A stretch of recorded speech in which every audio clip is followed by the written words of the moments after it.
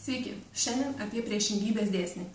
Esu Justina Vaslevičiūtė, traukos dėsnio coachingo specialistė ir trenerė. Ir mano tikslas su šiais trumpais video, kuris šiandien yra jau 7, pristatyti jums iš viso 8 universalius dėsnius ir kaip jie veikia ir kaip juos labiau panaudoti savo ir savo gyvenime. Ir aš ne veltui vis vardinu, kuriam mes esam etape, kuriam video, koks to video numeris, dėl to, kad noriu akcentuoti, kad tie dėsniai veikia kartu, neužtenka žinoti vien tik tai apie traukos dėsnį ar vien tik tai pakankamumo ir gausos dėsnį, svarbu yra suprasti, kaip visi tie dėsniai veikia kartu ir sudaro vieną bendrą sistemą.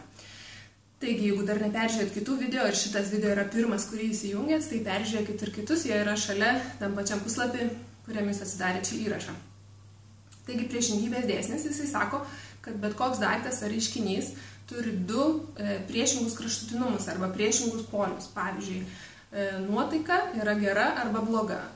Oras lauke yra šiltas arba šaltas. Tai yra, oras yra tas pats reiškinys, bet yra 2 jo priešingi kraštutinumai. Minus 20, dar šito metų laikų laimiai neturim, ir plus 20 ar plus 30.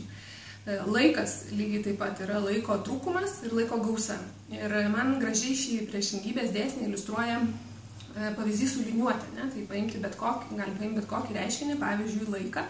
Ir vienam liniuotės krašte bus jo trūkumas, o kitam krašte bus laiko gausa. Laiko klausimas yra tas pats, mes pakeliam liniuotę, tai pakeliam laiko temą savo gyvenime, bet klausimas, ar mes koncentruojamės į trūkumą ar į gausą.